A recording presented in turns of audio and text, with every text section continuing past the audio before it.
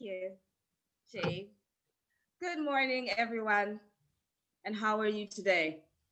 We welcome you to the TCN Family. Thank you very much, Chelsea. Thank you. Our discussions are building up impactfully and insightfully for everybody. We are all welcome on board again.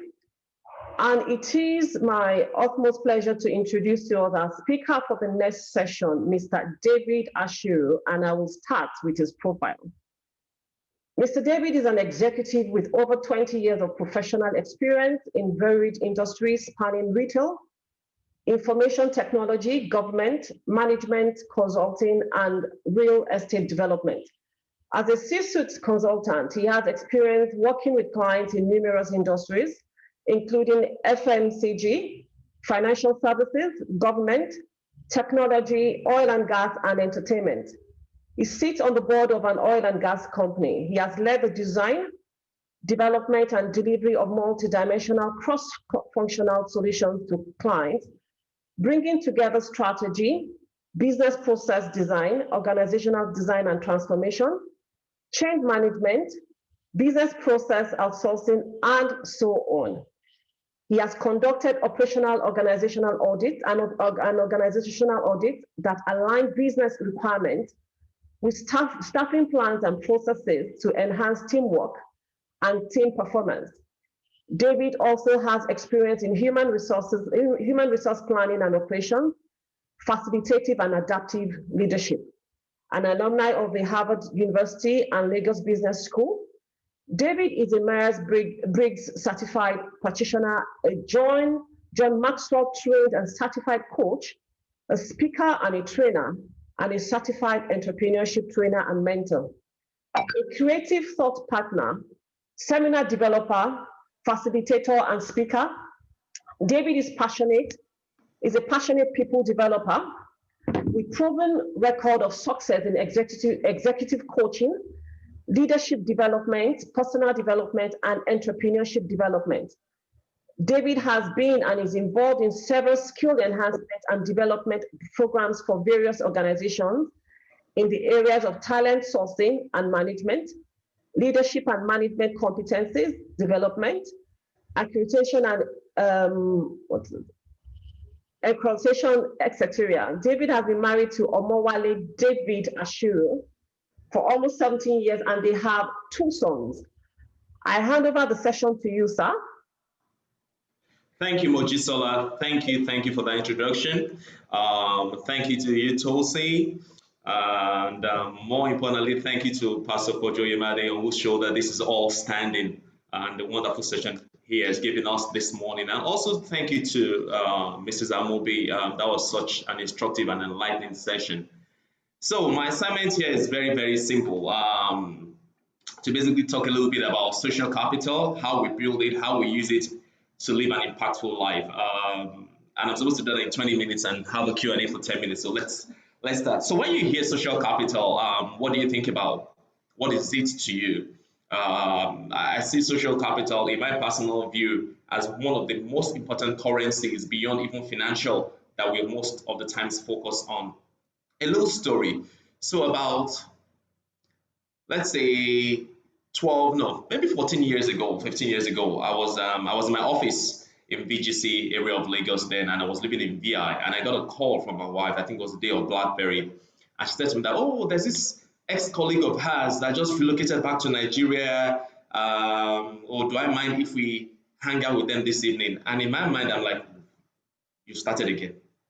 See, I'm a very introverted person. I like to come home, just chill out and stuff like that. But she was like, oh, well, maybe she'll just go. And okay, so I said, fine, I'll go. Fast forward, 14, 15 years later, in terms of business growth, I've actually earned a lot from that relationship, that interaction, that about 30 or 40 minutes in what used to be Robert's Cafe, probably much more than my wife has in terms of financial addition. I've built a wonderful relationship with a couple that we sat with for that meal that day. I've become parents, godfather, I think, to one of their daughters. My wife is also a godmother to one of their daughters. Why am I telling you this story? That's the power of social capital. Social capital basically arises from your capacity to consider others, to think and act generously and cooperatively. What did I do there? My wife wanted something done against what I would have wanted to do. Took into consideration a friend has reached out to her, having relocated back to Nigeria. They want to hang out. What does it really cost me sitting down there? Let me be honest with you. I went to that meal with the focus of I'm just going to keep quiet so that the next time you never invite me for something I don't want to do and so on and so forth. But guess what? It's been one of the most impactful relationships in my life. So that is the power of social capital. Social capital is about us knowing people and developing positive relationships with them. Relationships that are based on trust, they are based on respect, they are based on kindness, they are based on, well, they will say it's based on reciprocity. But when I think of reciprocity, it's a double-edged sword. Because while you can do good back to people that do good to you, it almost follows that you should do bad to people that do bad for you. But hey, what did Jesus say? If they slap you on this cheek, turn the other one. So rather than say reciprocity, I would think of it as it's based on the opportunity to give, to be a giver. I think it's Adam, I can't remember his last name, that wrote a book about, giving or receiving, takers and givers. That's the title of the book. I was trying to remember it a few seconds ago. And in that book, he highlights about how you can either be a giver or a taker, or how you can be a matcher. Reciprocity for me a lot of times is actually about giving, not about taking. And it's not about matching. It's not about tit for tat. Reciprocity, social capital, it's a spirit of cooperation with others, and it creates a willingness to engage with people on initiatives. When you have social capital, you can get much more done. When Pastor Kojo was talking earlier today, he spoke about the power of multiplying your effect or your ability based on the network you have. Social capital gives us the eagerness to develop relationships that are meaningful, relationships that we can build and cultivate greatness out of. It's not always about what you think about yourself. It's not about what you do. Social capital is basically your ability to harness the people and the relationships around you to drive good. That's the way I actually look at it. The reality is that when you know someone, you are more likely to trust them. You're more likely to help them. You're more likely to listen to them. You are more likely to go out of your way to be a blessing to them. So social capital is key in our interactions with everyone. It is essential in either building a business, developing your career, getting married. It's extremely important. It's one of the things that I think we don't speak enough about, but it's very, very important. Now let me speak a little bit about impact, because I'm going to be working from social capital all the way to impact. Now, what does impact mean? Simple words. Impact just is about how your actions impact, or how your actions affect the well-being of your personal community, of the people around you, of your family, of your friends, of your colleagues. How does your action affect them? So how does your relationship currency affect your family? How does it affect your friends? How does it affect your colleagues at work? How does it affect your boss? How does it affect your direct reports? That's what I'm going to be talking about just for the next few minutes. Now, what is impact? Pastor was speaking earlier on and said it's an invisible force, and I do agree that impact is a force. You can have two vehicles bump into each other and say, oh, they impacted each other. Impact is also about influence.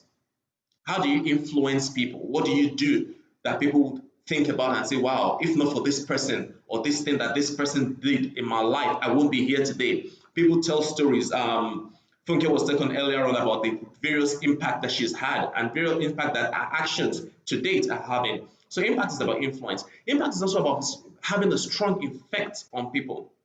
Yesterday, I happened to be in a laundromat, interestingly, and I was talking to a gentleman there that said he was an accountant, and I said, oh, accountant general, and he was, oh, why are you calling me that? I said, oh, see it as a prophetic declaration, if you would.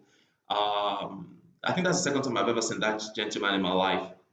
And that simple statement I made created a 30 minutes of engagement of him telling me about his life, about how he's done accounting, he's never done a professional exam, and so on and so forth. And at the end of the day, when we finished our interaction, It got to a stage, he said, thank you for opening my eyes, thank you for the enlightenment, and thank you for kind of putting gusto within me to go for my goal. That is impact. And that came from social capital of saying hi to him, of extending the courtesy of calling him something that he is not, and had not seen himself ever becoming or achieving. That's what social capital is about. It's not always something that you do tit for tat. When I got this topic and I was discussing with my wife, she said, it's a hard subject for you. I said, how? She said, it's because the way you do social impact, the way you actually build a social capital is not just something you do intentionally because you want something back. You do it out of genuine interest in people. You do it out of curiosity of what is happening there. You observe the nature, the attitude of people, and you kind of inquire, how can you help? That's how I built my own. It's important that in building social capital, that your focus is not in what can I get. Be intentional about it, but the intentionality is not for you to say, what can I get? Almost like, what can I give? Jesus said it's better, or much better to give than to receive. What can I give? How can I be of assistance to you? How can I help you? In a genuine interest, in a genuine attitude, what can I help you with? When Pastor was speaking earlier on and he was given the rules, he said something. He said, look, if you want to build impact, avoid gossip. If you're a gossiper, it's very unlikely that you will have social capital. Maybe at the beginning you can garner some, but by the time people find out what you're doing with what information you're getting from them, they're going to avoid you totally. They're going to basically prevent you from feeding your own influence on them. So let your social impact come from an attitude of helping people, of being a builder. Oftentimes when I'm asked, who am I or what do I do nowadays, I tell people I'm a builder. I'm a builder of people, I'm a builder of faith, I'm a builder of nations, I'm a builder across the board. So tell me what you want built, and that's what my influence is. As a coach, that's what I tell my clients. I'm a builder. I'm here to help you build and achieve whatever you want to build and achieve. So it's important for us in our lives to make sure we build social capital. We build relationship currency. Maybe I should stop using social capital and say build relationships, build valuable relationships at work, in the family, in the home. It's extremely important that we build relationships. Let me move on because of time. I want to speak a little bit about how do I really build social capital. I think I should share something on my screen. Let's see. Yes, I'm going to share. Just give me a second while I pull up my slides.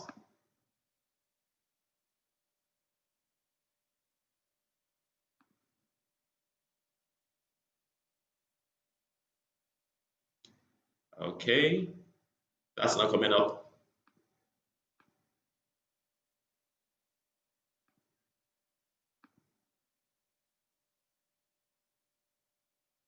Okay, here we go.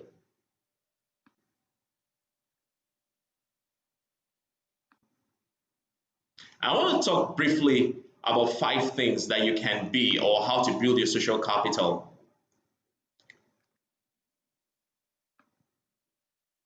So how do I build social capital? I think about 10 minutes to get through this. Be a connector. Be a connector of people. Are you the kind of person anybody asks when they come into a place that, oh, how do I get a good school? How do I find this? Where do I find this kind of person? Are you a connector? Over the years, I've been a connector in terms of actually first building my own social capital, getting into people's networks, but genuinely as friends.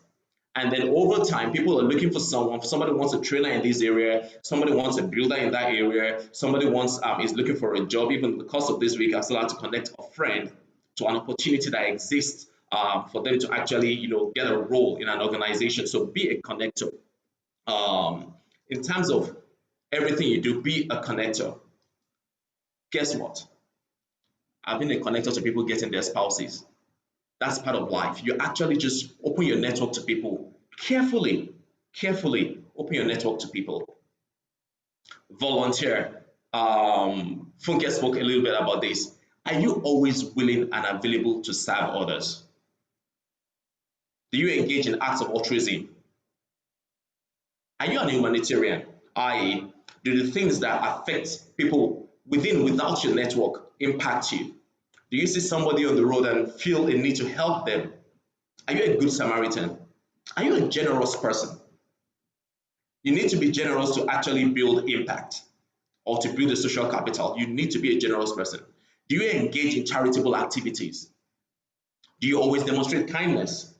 When and what was your last act of kindness? How do I build impact? Give back, pay it forward. You know, I spoke earlier on and I said, while I like the word reciprocity, I kind of prefer more paying it forward. Doing things for people that necessarily can't do it back onto you. A story in the Bible speaks about, oh, if all the people you invite to your events are people that can invite you back to their events, there's no benefit in it to you. But when you invite people that probably can never in any way ever get back to give to you, then you're paying it forward. Then you're building social capital. Because truly in life, you never know who has your call card for your next greatness. Build your social capital by paying acts of kindness, acts of goodness, altruism acts forward. Be a mentor and be a mentee. Oftentimes, I've had people that says, "Oh, I'm just looking for a mentor." And when I ask them, "So who are you mentoring?" They say, "Oh, no, there's nobody. I don't think I have somebody I can mentor." And I always say to people that you always have something you can give. Never say you don't have something you can give. You always have something you can give. That's the honest truth. Just look and think within yourself. I have time. Can I give time? What can you do? What are you good at? Washing clothes? Who can I help to do that for? Connecting people? What are you good at? Use it in a position as a mentor while you also look for people that are either where you want to be, where you aspire to be, and seek to be mentored by them. That is one of the key considerations in building social capital. And again, stay in touch with people. You know, if you are like me and you are still single, pray for and get a true helpmate. Stay in touch with people and act my wife helps me with. One of the things that happens to me a lot of times is that I can't even remember people I see. I don't remember. I know I've seen this person sometimes. So a lot of times I just ask her, who is that person? So she keeps me in that field. But one of the most important things and ways of building social capital is to stay in touch with people. I spent about an hour yesterday just calling different people that I've not spoken to in months, catching up with them. I spoke to a gentleman that I coach and a mentor professionally. I spoke to ladies, all sorts of people, just dedicated about an hour to do that. It's extremely important. It's one of the greatest ways of building social capital. Now let's talk about being impactful to people. Why the need for social capital? One of the things I have realized in my life is that social capital will go further than financial capital. And it actually sometimes goes further than human capital. By building social capital in my life, I've had people invest 8-digit sums in projects and in businesses that I'm engaged in just because I say I want to do this. By building social capital, in the middle of COVID, I got a call that got me on an international consulting role and I'm earning Forex. Social capital. These are not things I did yesterday or 2 days ago or last year. They're things I've honestly forgotten about. Social capital in a friendship that has lasted over a period of about 12 years landed me again during this COVID period to be the chairman of the board of an oil and gas company that generates, how many digits do you call that? Maybe 12 or 13 digits. And I'm thinking, how did this happen? I went for the board meeting. First time I'm seeing almost half of the people there. And in decision making, in voting, I got voted in as the chairman of the board. And when I traced it back, how did this happen? I realized that, hey, it's because you built a relationship with this person. It's because you valued the relationship with her. As you grew our business over the last 12 years, you've always been there, not always in a paid capacity. She has a question about something. She sends you a message, you jump on it. She calls you, you say, okay, let's meet and talk about it. And today I sit on the board of her group of companies. That's not something I could have planned for. That's not something an MBA would have gotten me, but it's something social capital got me. Let me dwell on something else Pastor said. He said, look, avoid offense.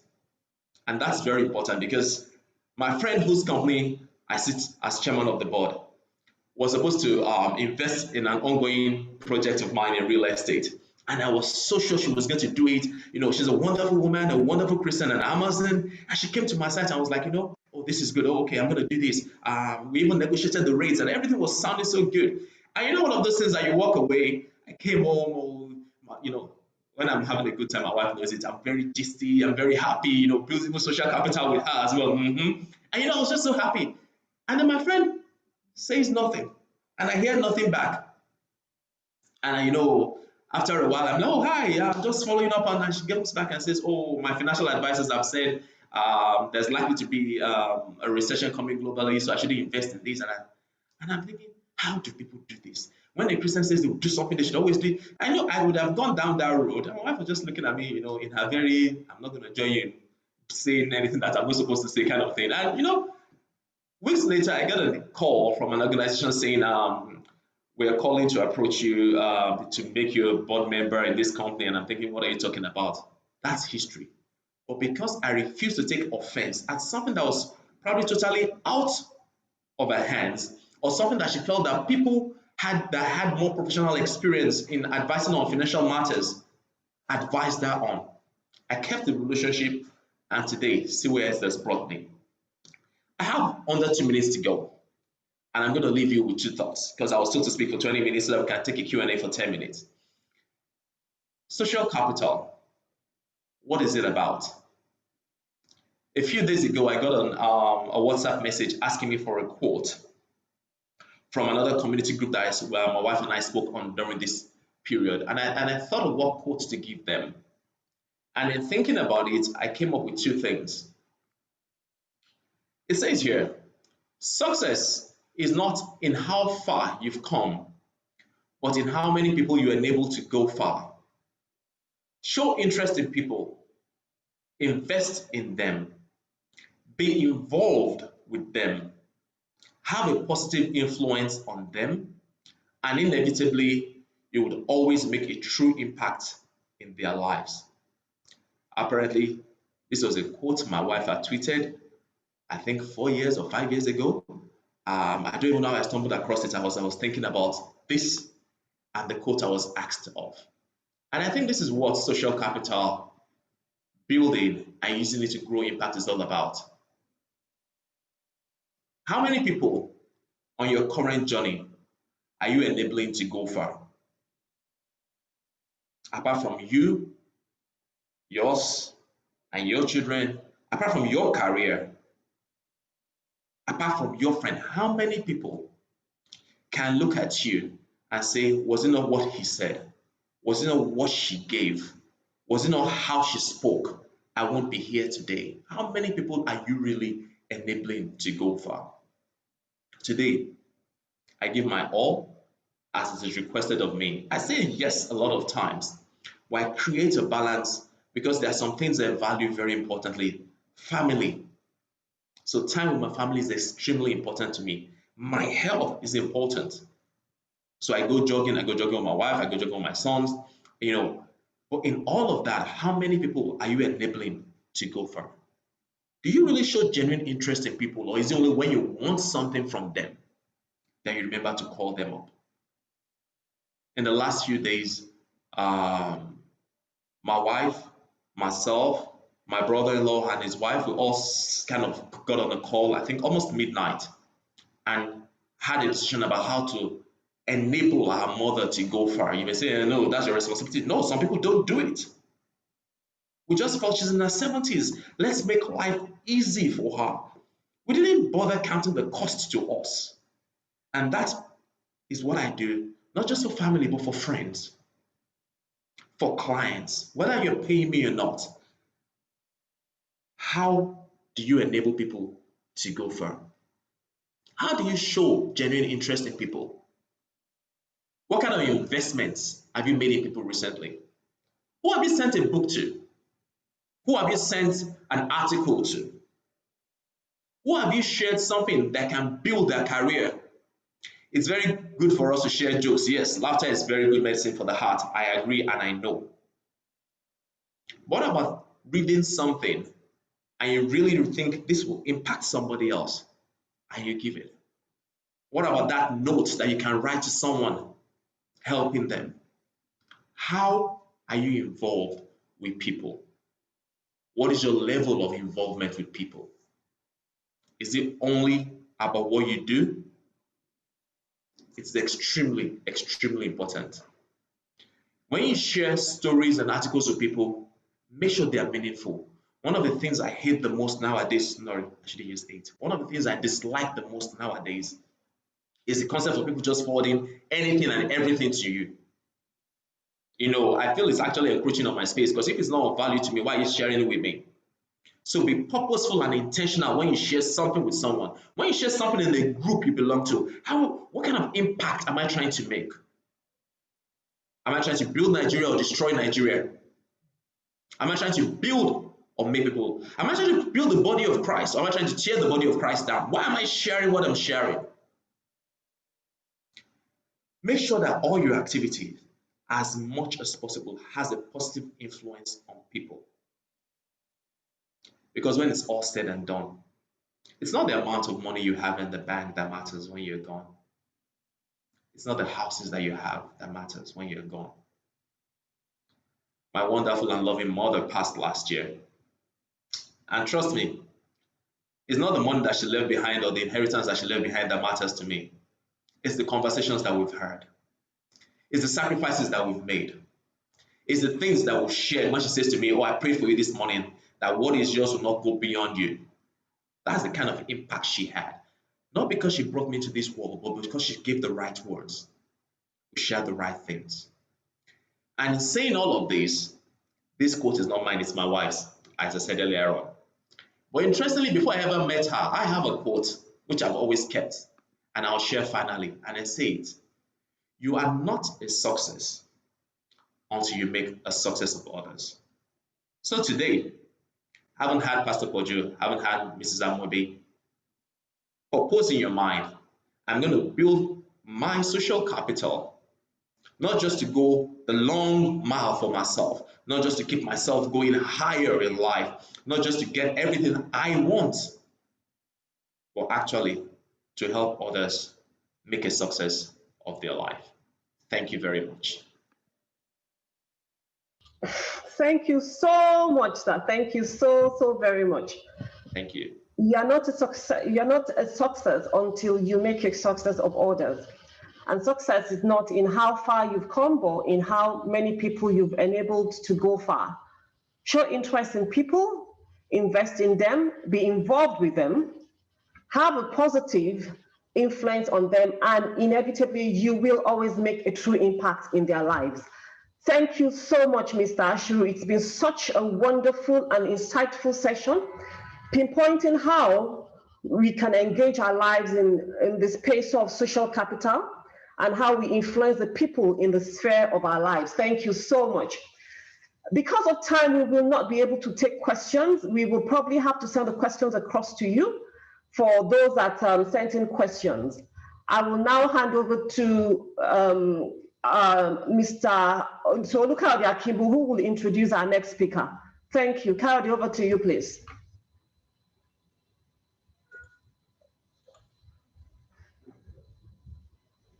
Kayode. Good morning, everybody, and thank you so much. We've had such a great time with three of the speakers so far: Pastor Poju, Mrs. Funke Amobi, Mr. Gbenga, David Ashiru. We've had such an impactful period, and we're now coming down to the very final speaker. First, before I even introduce her, I would like to thank her so much for her commitment and her patience. We had a bit of a mix-up in the times because of one of our speakers that did not come up. But we thank you for your patience and your commitment for coming to make this presentation. And without any further ado, I would like to speak about speak on the profile of Dr. Lila St. Matthew Daniel.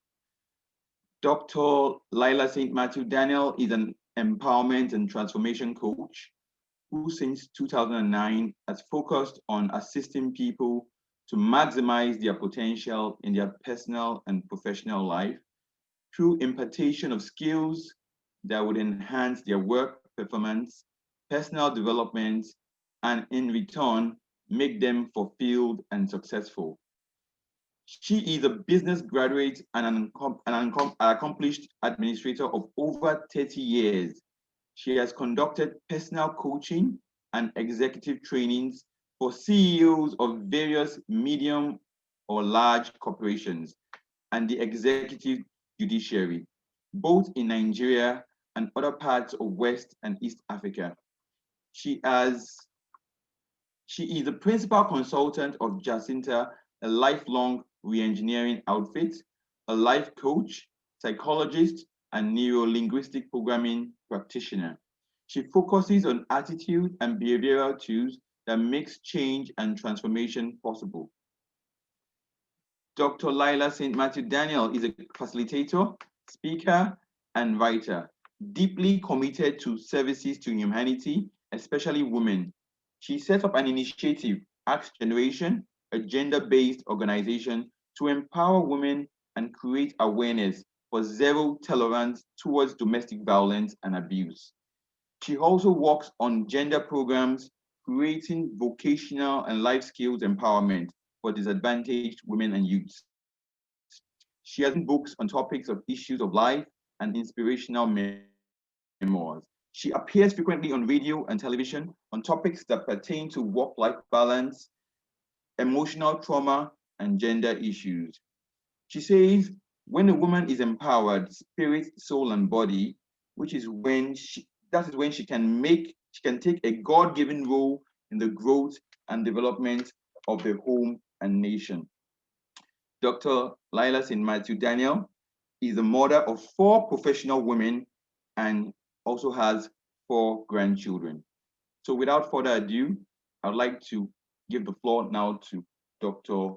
Lila St. Matthew Daniel. Thank you very much, ma'am. Good afternoon. Is it good morning? Thank you for having me here. Oh, it's still 11:56. All right. Thank you for having me here and, in front of this whole group of people of varying ages.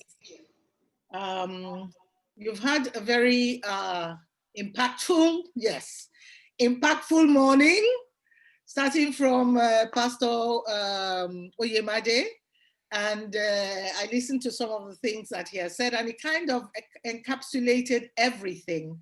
And the next speaker, and the next, and the next. So I have come in here to talk about a certain segment. Very quickly, I'm going to free flow. I'm just going to free flow. I have some, I'm a trainer, I'm a teacher, so I always have notes all over the place. But this time round, I'm going to free flow without any slides. And what I've been asked to do is addressing those in retirement, how to be or remain impactful, and those in active workforce, what they should be from the 3 perspectives, that is the work, health, and social capital. I've heard so much about these 3 areas that has been said. So everything that I'm going to talk about, you yourself, if you've been listening and not just hearing, if you've been listening, then you just compartmentalize everything that I'm going to talk about. Because even if you're not retired yet, or on the way to being retired and you are still young, the fact remains that at a certain point, by the grace of God giving you long life, you will get to the point where you will get into retirement. And again, retirement can be said that if you've been in the corporate arena and you've been working as a professional, you may just decide when you are still young, in your early 40s or early 50s or late 30s, to retire from the marketplace, the corporate marketplace, and then move into the entrepreneurial marketplace where you now have your own business. But the fact remains that there are seasons and times for everything that one is doing. And I'd like to share something with you that I saw some time ago that I saw, and it said, which I came across, a story that I came across a little while ago, and I'll just share it with you because to show that there are seasons and times, and we're talking about seasons and times, you understand?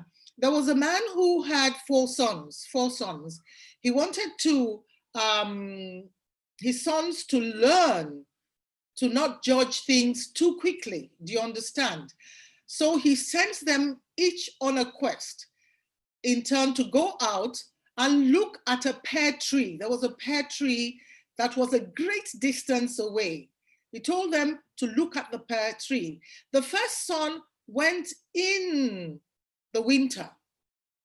He went in the winter. Our winter months here are like September, October, November, December. You can feel it now here. We don't have snow or things like that, but without all this climate change, it's around this time that you begin to feel very cold. The Harmattan begins to draw in.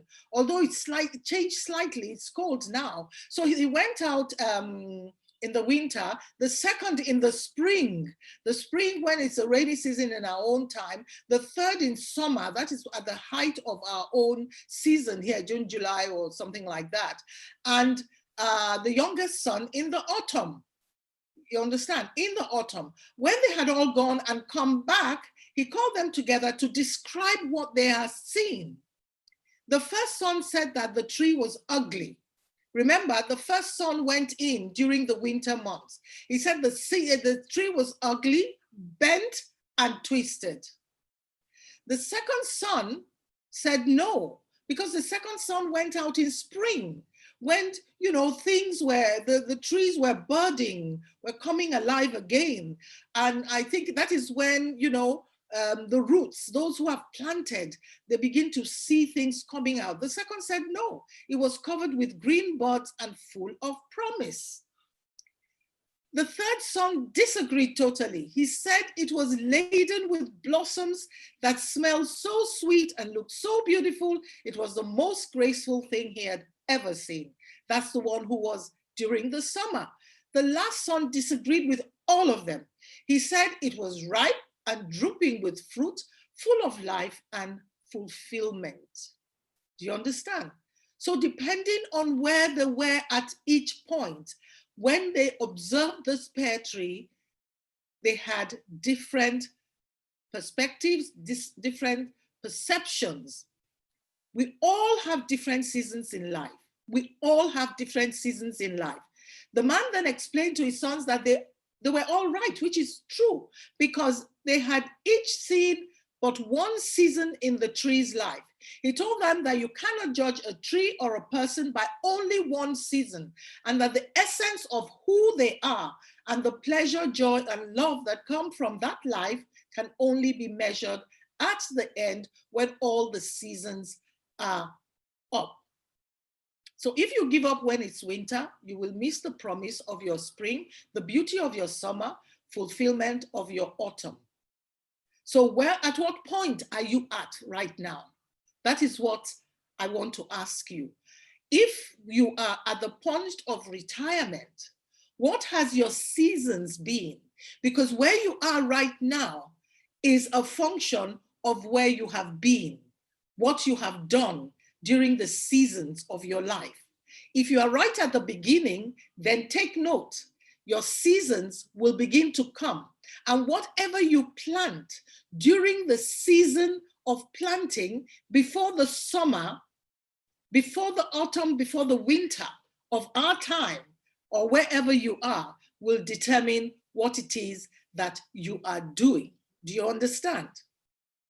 So to be impactful, you have to know who you are. You have to know where you are. You have to know the season that you are in. And I will take a scripture that will that epitomizes everything, where God wants us to be impactful in anything that we're doing. In Matthew 3:14, and that's what I'm going to use, because I'm not going to make this into, a biblical situation. I'm going to be talking facts, and you need to follow me. But I'll say this. It says, you are the light of the world. A city that is set on a hill cannot be hidden. You are the light of the world. So you were, you are the light of the world. So whatever season you are in, you are the light of the world. Nor do they light a lamp and put it under a basket, but on a lampstand, and it gives light to all who are in the house. So if you are in your retirement season and you have taken charge of your seasons backwards, what has been happening, your light cannot be hidden. This is when you are going to begin to look inwards and find out what you can now do with what you have already experienced, you have done, you have achieved, even those you have not achieved, because out of challenges that you may not have handled properly, there are experiences and lessons. So we get on. Let your light so shine before men. Let your light so shine before men. It doesn't put an age bracket there, that they may see your good works and glorify your Father in heaven.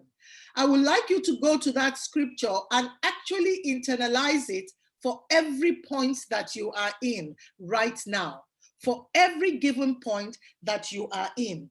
So if you are in retirement stage, you must not allow the fact that you are now getting towards a certain season. You see, when you know your seasons and your times, you will look forward to it. You will actually look forward to it and say, yes, I am now in this season. What am I going to do about where I am right now? So I want you to, just as I'm talking, take an account of the years you have lived on this planet Earth, if you are in that retirement bracket, on who you understand, who, what, and whom have you impacted? You yourself, who have you impacted? Are you currently living in honor or in anguish? Are you regretting your past? Are you regretting not having done X, Y, Z? Are you going through the motions of me, myself, and I pity party, wishing that you had taken certain steps and done certain things, and now here you are, having your own pity party of, woe is me. Oh my goodness, what am I going to do next? That now is something you have to take charge of, or else you will keep going down and down and down. Even if you have made mistakes trying to get yourself together in the past, the fact remains that it is not over till it's over. And it will be over if you begin to wallow in self-pity and get yourself in a state whereby your health and well-being will be compromised. Because no matter what you do, that you are here on earth at this point is something to be grateful for, whether you like it or not. Pastor Poju said one of those things, and that is one thing I always say: be grateful, be in a position of gratitude at each point of your life. You remember that song, that childish song, count your blessings, name them one by one? Yes, count your blessings, and you will now see what God has done. Every single day is a time for you to be grateful for being alive, to be grateful that you have light within you. Remember what I read in Matthew. Your light never dims. Your light never dims. And whatever experiences you have gone through before is what you will use right now during your retirement years. And it all depends on your age. You remember what I said? It all depends on the time you're retiring, whether from active service or whether you are young enough but you decide, no, the corporate arena or working for someone is not me. I have gained enough to be able to get to the next level. Make sure that you have gained enough and you're not in a hurry. It's not easy out there to do things on your own. It's not easy. I had a masterclass, Upskill and Elevate Yourself, about 3 weeks ago, and I have another one in October, where upskilling yourself is a continuous process. Paying for personal development is sowing into your own life. This program is fantastic, that is being given for free. You won't get it just anywhere else. And free does not mean that it's not, filled. It depends on your position of your season and being able to take, because there is nothing that is said that is wasted. So if you are in retirement, there are many things that you can do. Don't look back. God has positioned our eyes forward, our nose forward, our mouth forward, and everything is forward. Don't look back. Don't look back at all. Just keep going and ask yourself, what is it that I have in me that I can now use to be the best I can be in this season that I am in? And that is what I did. My background in management, in administration, and I moved into manufacturing, by virtue of my age, I have tapped into all the seasons. I'm in the last lap of my fourth season. But this last lap of my fourth season is all together with all the seasons, because that is my mindset. Do you understand? Like, I'm 67, but I haven't yet tapped everything that I want to do. And I started this work since I was in my 50s.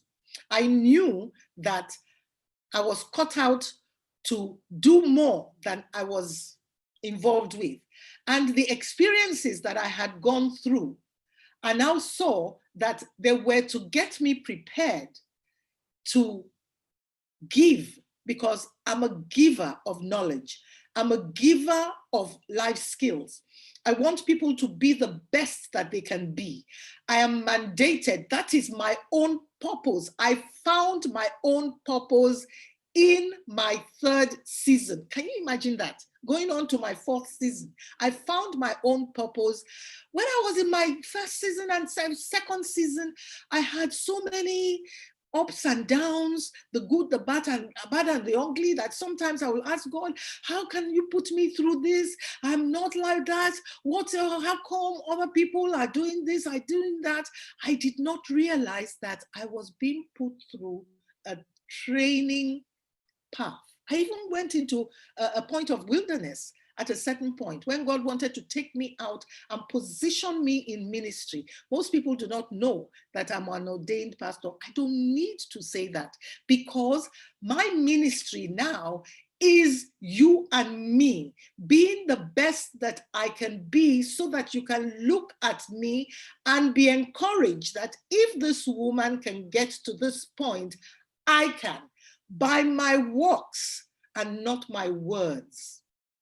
So what I did was that I now looked at everything that I had in me, that God had deposited in me, and I decided, this is my next season. This is what I'm going to do for my next season, and I'm going to continue to do it until I am called home. And you know something? Your mindset is your anti-aging serum and whatever it is. Your mindset does it all for you. When I look at people, I say, look at me, I don't wear makeup. Oh, okay, I have lip gloss. I have lip gloss. And it is from inside out. When you allow regrets, when you allow doubt, when your self-esteem is eroded, when you lack confidence. There was a point in my season when I couldn't talk to anybody. I was so shy. Can you believe that? I was so shy, it was unbelievable. I would say at the back so that nobody would call me. If you call me out, I would feel, it would seem as if I would sink into the ground. And then God started using me. All the things he had put me through, it was like as if he said, my daughter, you think you went through all of that for nothing? No, no, no, no, you didn't. You are going to use that as the point of contact for those that are coming behind you, to be able to see that no matter what you've been through, there is a reason and a purpose. And if you stop feeling sorry for yourself, you will find that purpose and you will actually bloom in that purpose. To live an impactful life in retirement is to look at the things that you have been through, the things that you have worked with, the experiences you have been through, the mistakes you made, the pluses that you have done, the pluses, the minus, and everything, and then you just keep going. And they say to me, you have so much energy. I say, yes, because I will not go to the grave with all the things that I have unless I pour it out. You see, I'm calling into being what is not, because that is how I want it to be. And that is how you must, even as a young person, they say I should talk about an active workforce. Even as a young person, I'm not going to talk about it in the health, wealth, work, wealth, and social capital. I'm joining all the two, parakwo, all together. Even as a young person, be focused. Know what you want to do. You must know what you want to do. You must be focused. You must achieve. You must locate your authentic self. Stop living in the shadow of somebody else. Stop trying to imitate someone else's purpose. Have you discovered who you are? That is the key to success. You know, there was a research that was done a couple of years ago. I think Harvard was involved and some other universities. And they discovered that to be a success, you need 15% technical skills. Maybe some of you know, but to be successful, fulfilled, and achieved in life, you need 85% soft skills. And soft skills has all to do with your emotional intelligence, with your communication skills, your emotional resilience, your attitude, your behavior, and all of that. The World Economic whatever it is, WEC, said that there are 12 basic areas that in this 20th century, 2021, 22, 23 to 30 and things like that, people need to get into. And one of it is to be emotionally intelligent. And the next one is to be on a learning curve, always learning. Always learning, always learning, because the world is shifting so fast that you cannot just stay stagnant. This is what I know. This is how we know it. You then decree to yourself and put how do I always say room and parlor in your head and put it there and say, this is how we do it. I will not change. This is how you do it. And do you know what the definition of insanity is? Doing the same thing over and over again and wanting other results, a different result. So what are you going through that you are saying to yourself, why can't I make an impact? Why am I not able? XYZ is making an impact. Why am I not able? You know something? You come back to yourself. You begin to ask yourself questions. What am I doing that may not lead me to where I want to go to? Most people just walk on, they just go ahead and just do things. And I say, look, do a vision. I do a vision board all the time. I stopped the one-on-one vision board, but I put a vision board online. Can you imagine at this point in my life, I'm doing courses online. I'm putting courses online and I'm the one creating them with, of course, research and everything. I do in fact, they call me a techie grandma. I don't like never to be in my vocabulary. No, and so should you. If I can do it, you can do it. If I can do things and say never, because there are many ways into a market. You cannot say that, this is the way I know. No. My late husband used to say, if they say this is the way that you are supposed to go, and then you find that, it's blocked, go and get a caterpillar and make a road through it. Pass here with your caterpillar, bring down everything and get on your pathway. And that goes with life. As a young person, do not allow yourself to be hindered by this is the way we do it, or this is how it should be done. Should is not the word of people who want to make impact, people who want to be authentic, people who want to, go mega. The ceiling is not the end, it's the beginning of where you are supposed to do bionic. Look, you are, what do they call you guys now? G1, Generation Y, or whatever it is. You are exploding. You understand? Tap on us. They call us baby boomers, Abby. Baby boomers, Generation Y, or something like that. Yeah. Tap on it, because even in the Bible it says as you get older you're supposed to release onto the younger ones. As you are getting older, you're supposed to release. What is your own attitude to yourself? If you cannot have your own attitude to yourself, you will not be able to give anything. You just will not be able to give anything at all to anybody. Do you understand? So in retirement, you're just retired, you are not tired. You have not started yet, you are in your 4th season. There's a lot that you can do in your 4th season. So what you do is begin to analyze yourself, because a lot of people in their 4th season do not even begin to know who they are. Yes, because they have lived a life, probably they have been married all their life, they have stayed in the marriage, they have lost themselves in it, their children, their husbands, and now the nest is empty and you are saying to yourself, what can I do next? Me, I'm always busy, you understand? Because I have so much to give. Sometimes I become even antisocial, because those who follow me on internet, those who follow me on Instagram, on Facebook and things, my graphics are done by me. I refused some couple of years back, 2, 3, 4 years back, when they will be messing me up, all these graphics people. I just want something, because I'm a creative. Something could suddenly come in my mind that I want to do. They'll tell me this, they'll tell me that, and they'll tell me the money to pay. And I'm doing this thing for free, because I used the reverse Pareto's principle when I was starting off, when I changed into coaching, you understand? Can you imagine? I went into a new area when I was about 50, 55, 56. Who says it's over?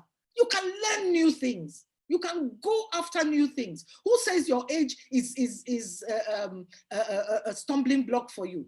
That was when I went into coaching, because I've always coached all my life. I had books and everything, but I decided I'm going to focus on that as a point of reference, because I was a counselor already, administrator and everything, but I discovered that coaching skills was needed. So even if you're not going to be a coach, coaching skills is needed for business.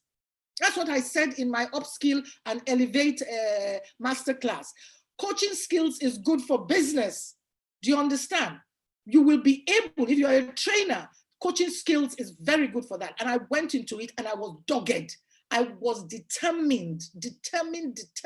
I learned how to use Facebook. I learned how to use this. I learned how to use that. Canva, Photo, Fonto, Viva Video, and everything. I'm a one-woman working business in this, my computer. So many things in there.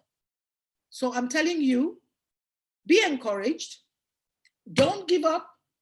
Those in retirement, how to be and remain impactful, believe in yourself. If for any reason you have lost yourself somewhere down the line, attend those courses that talks about self-development, be the authentic you and everything, because it will bring out some gunge that maybe are there on forgiveness, bitterness, wallowing in self-pity, as I said before, saying to yourself, if I hadn't done this, I would have done this. Oh, all of us have that. If I hadn't done this, I would have done that, but you didn't do it. So why are you beating yourself up? You are wonderfully, beautifully, intricately, phenomenally made, not for one thing. You are made for various things, but there will be one focus. I have the bicycle system. I said, there is one thing that you are made for that forms the hub of the bicycle. Then envisage a bicycle. There is the hub, and then there are the spokes. that hold the outer wheel. The hub does not go on the ground to drive the wheel. The hub is the machine. That is your gifting. That is the passion. That is your purpose. And then from that gifting, when you start working with it, there are spokes that will come out of it. Don't be a jack of all trades. Do you understand? Niche down, find out what you are supposed to do. Make sure that where you are is where you are supposed to be. I told you that I'm going to be going back and forth to the baby boomers, those in retirement, to the Generation X and the Generation Y. So be picking it so that some of you will not say it's talking to only the old people, it's talking to all the, I am jamming all together. I am young in spirit. I'm Generation Y, I'm Generation X, I'm Generation this inside me. Externally, I'm a baby boomer, you know, those in the, you know, down there, early 50s, mid 50s, and all those kind of things. Those who were born in those days, 50 something, 1960. But you are the architect of your life. You can design and redesign, same foundation. Oh, coming back to my bicycle thing. Oh, Father, I nearly forgot that. Then, you know, the spokes now go and hit the round, the outer one. And this outer one is the one that drives the bicycle. Do you understand? So that gifting that you have will now generate similar situations that will now form a bigger situation, but you must walk like that. In NLP, we call it the neurological order of achievement. Have your goal on top. Have your goal on top. Then come down to the basics. And then put your levels that you need to get to. Let me tell you something. When you jump from one level to the third or fourth one, that is when you are going to have a problem. That is when you may feel frustrated. That is when you begin to question yourself. That is when you begin to doubt yourself. That is when you begin to allow the gremlins, the foxes that confuse, to now perch on your shoulder and begin to go, mono, you can't do it, you can't do it, you can't do it, you are a failure, you are a failure, you can't do it, you are a failure, you are a failure. Then you begin to say to yourself, yeah, I'm not worth it, I can't do anything by myself. What are the words that you say to yourself? What are the words that you say to yourself? Because what you say to yourself is being picked by your very core essence, your inner being. In everybody, there is the inner being, spirit, soul, and body. The body is the one that can damage the inner being or actually bring it out. Do you understand? Actually bring it out. Some people want to stay in their comfort zone. I don't want, you know, I don't want. When you want to stay in your comfort zone, it means that you lack self-confidence. You lack self-confidence, you are not sure of yourself, you're not sure of your capacity and your capabilities, and you are wondering if you are exposed to that point, will I be able to do it? It happened to me when I started speaking. It happened to me because I was coming from a position in those days of shyness and everything. And then God just positioned me right there. Come and see me when the first time God made me, and it was on the pulpit. Can you imagine what God did? He positioned me on the pulpit. I was taken to preach something. Come and see me drenched. I just latched on to the Holy Spirit. I said, Holy Spirit, is me and you, Biko. I can't do this by myself. I can't, because it's not by my power, you know. And I was shocked when people came to me and you said, you haven't done this before and you haven't done that before. And you see, the more you launch out into the deep, when you are not sure of yourself and you are determined and you launch out, then you say to yourself, is it me that did this? Then you go forward. Don't put a limitation to yourself. You are your own limitation. So open up your mind, broaden your mind. Whether you are retiring or anything, you have so much in you. You have so much to give. Look at the things, look at your strengths, you know. If you were in accountancy, if you were in this, in that, what can you give to other people? Can you be a consultant? Can you be a trainer? Can you be a teacher? Can you manufacture something? Can you create a course? Can you create an online course? If somebody had told me 3-4 years ago that I was going to create an online course, I remember when I was writing in 3-4 years, I think 2015, one of these Udemy, is it Coursera or Udemy? They pursued me, gave me time, because they watch people, and I used to write a lot. Can you guess what? I didn't even used to collect all these writings. And then I went into, I used to write a lot of blogs, and I got one guy to try to do me my online platform, and he came in, and I don't know what he did. Blogs that I had written since 2014, gone. Just like that. It just went. Can I kill him? But because I got myself into a certain state of mind, I was disappointed because I'm a human being. I ranted for a bit because I'm a human being. But I said to myself, maybe it's from here and my research, I'll write another one. When you have a can-do spirit, when you have a spirit that is flexible, we say the most flexible is the most powerful. Flex out. So in passing, I think I've done my 30 minutes, Abby. In passing, in fact, I'm going to get in trouble because I changed some things to get on here at this point, but it's okay. In passing, I will say, if you are retiring, don't limit yourself. You have everything that you need and more, even if you didn't achieve anything.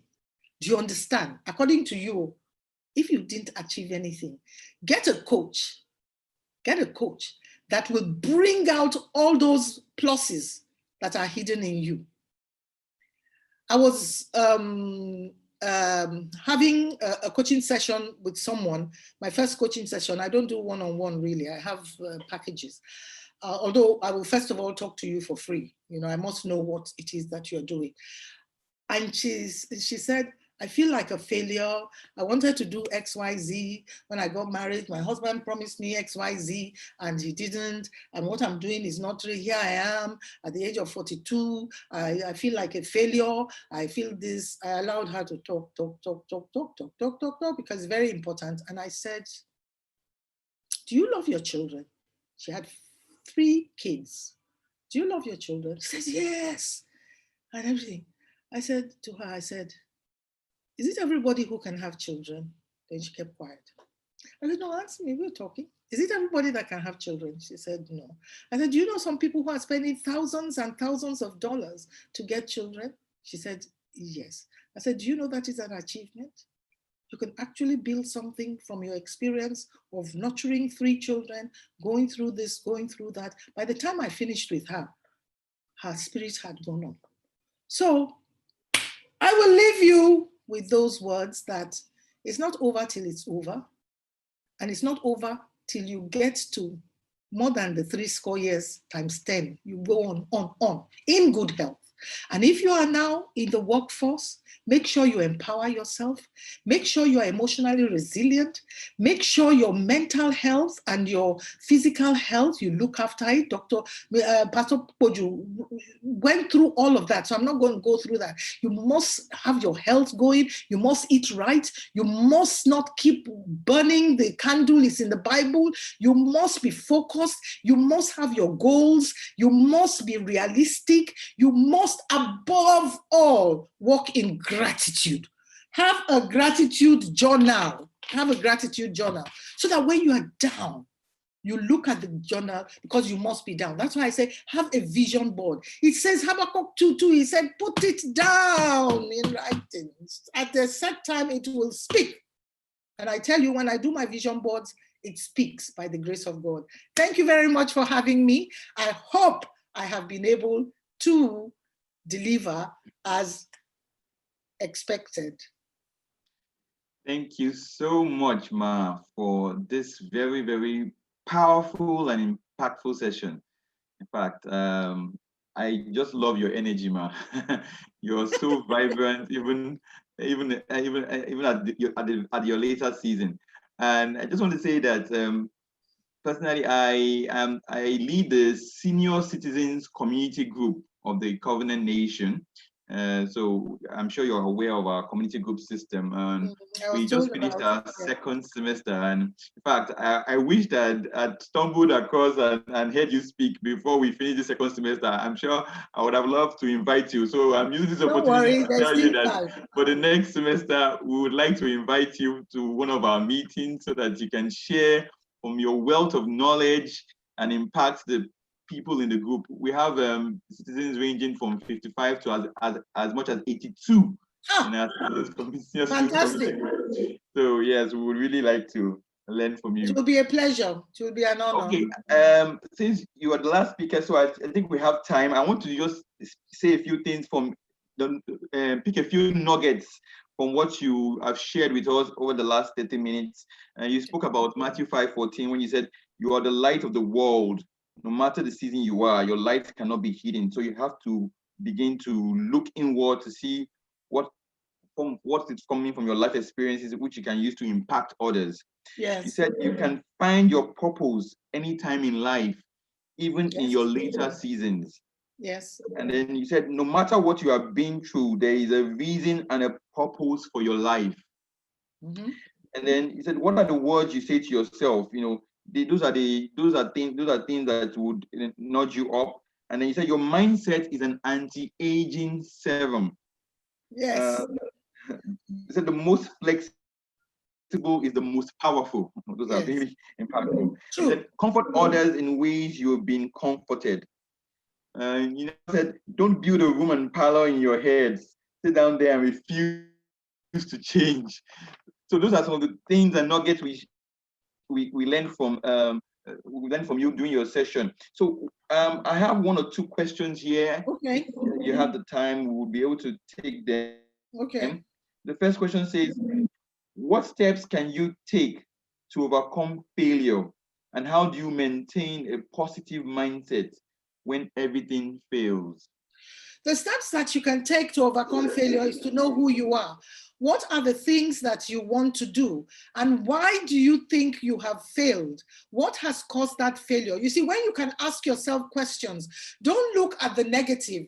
Sit down when you are going through things and then ask yourself questions. Why have I failed in this? What are the lessons that I need to learn so that I do not repeat them? Because it is you that can actually find the solution for that. That's why I said, when you get to a point where you cannot find that solution, engage a coach, a coach that is thorough and okay, has been through, the whole gamut, because we have a lot of lovely young coaches that still need to acquire coaching skills, come with, constant and comes with time.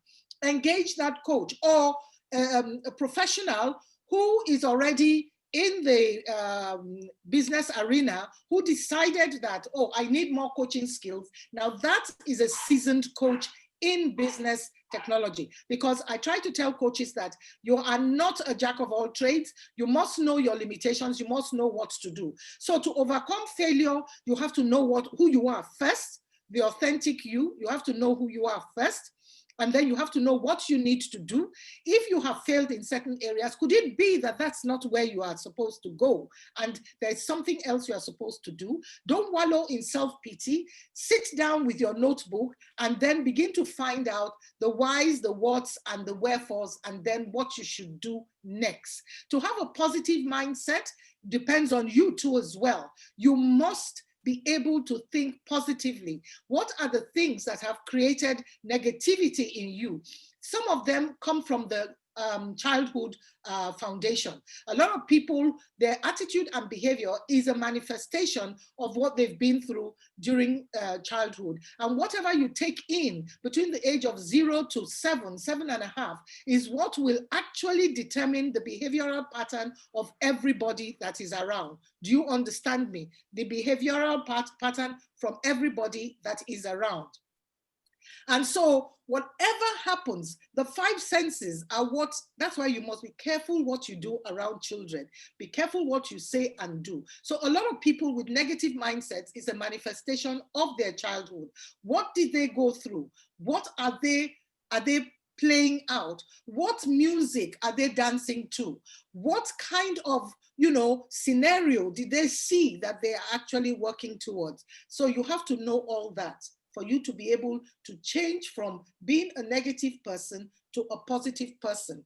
And if you want to do it alone, just put all the negative things. It says to yourself, be true. All the negative things that, don't find excuses. We're very good to it. Well, I'm like this because of so and so.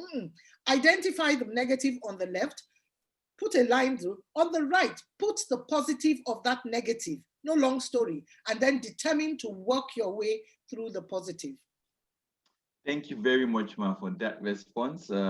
We have just one final question, and the question goes, what are the steps you can take to rebrand yourself and start a new life when you have crossed the age of 50? The steps you have to take have very little savings to set up a business.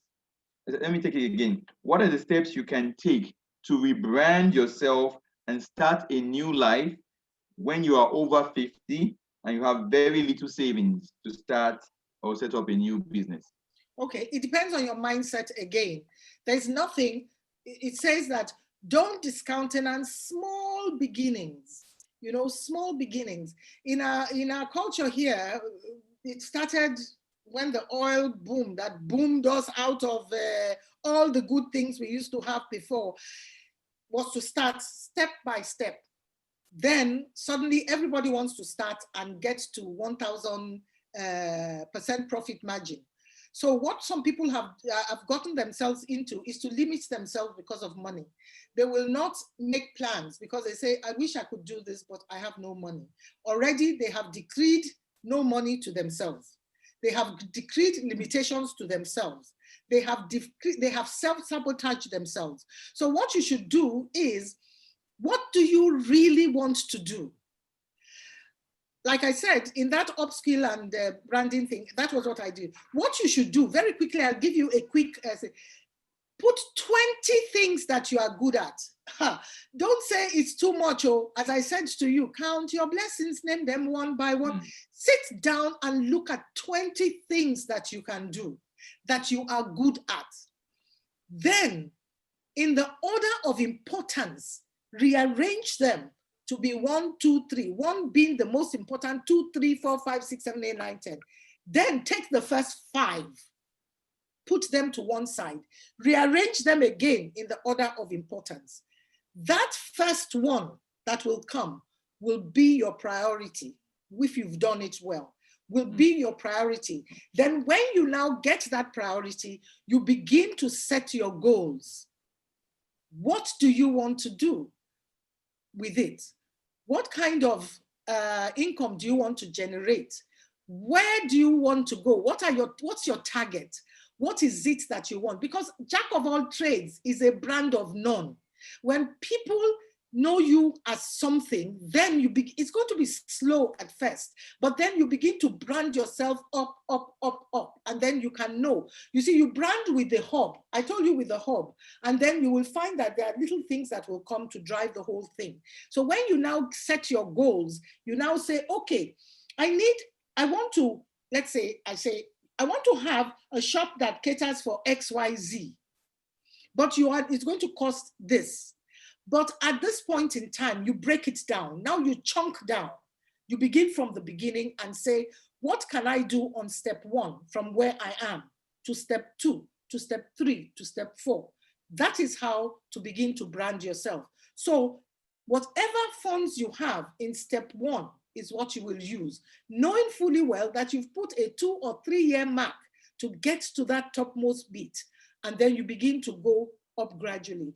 If you look at the top bit and say, I wish I had that kind of money to be able to get to where I want to go, you are going to put yourself in a situation of not doing anything. You begin to procrastinate, and where you should have started with the little that you had, you will now find that 1 month, 2 months, 3 months, 1 year has passed. You are still waiting for that big, whatever it is. So the thing is, don't be limited by the funds.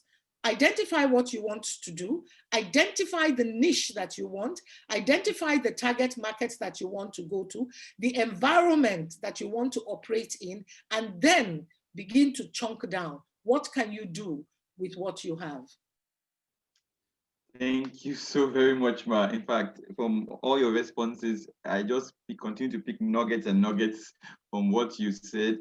And in fact, the bicycle system that you've actually referenced today, I think I would really want to go back and do some more research on it. It's really, really impactful. Thank you very much for your time. Thank you so much for having me. The questions we have for you. Okay. If we have any other questions from the chat room later on, we'll definitely find a way to send them to you. Thank you very much. Thank you very much. Okay, without any further ado, I would like to turn the meeting and the conference back to the host, Emma Clark, who will take us through the closing stages. Thank you very much. Thank you, Kayode. And thank you so much, Auntie Lila. Thank you very much for attending the TCN Family Health, Lifestyle and Human Resources Professionals Community Group valedictory event. I'm sure that you will agree with me that we have indeed gained invaluable insights into how we can live an impactful life by becoming exceptional performers in our work, by developing and maintaining healthy family relationships, and by strategically building our social and retirement capital. I certainly have learned a lot of new things that I will faithfully attempt to apply in my life. And I'm quite sure that you also will do the same. Pastor Poji Oyemade shared with us sound biblical perspectives on the 7 keys to becoming a person of significance. Mrs. Funke Amobi gave us an unforgettable masterclass, showing us how God can work dynamically through us when we put our hands to the plow. We've also learned from Mr. David Asheru the secrets of growing your wealth and influence through the amassing of that important but often ignored factor called social capital. The delicious icing on the cake was the presentation given by our indefatigable and wonderful grandmother and counselor, who is always ready to extend her expertise and love to all, born out of her unflinching passion for humanity. Essentially, Mrs. Lila St. Matthew Daniel shared deep nuggets of information on how we can live a peaceful and enriched retirement while continuing to be useful to humankind. If you found these sessions useful, we encourage you to register to join us when our next TCN Community Group semester commences on October 2nd, 2020.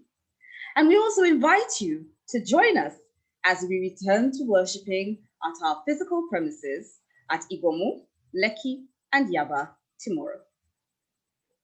For more information about services, please go to our website at www.insightforliving.org. Thank you once again for coming and for staying with us throughout this event. From all of us leaders and members of the TCN Family Health, Lifestyle, and HR Professionals Group, and on behalf of the TCN Community Board members and Pastor Poju and Mrs. Tomi Oyemade, we say goodnight.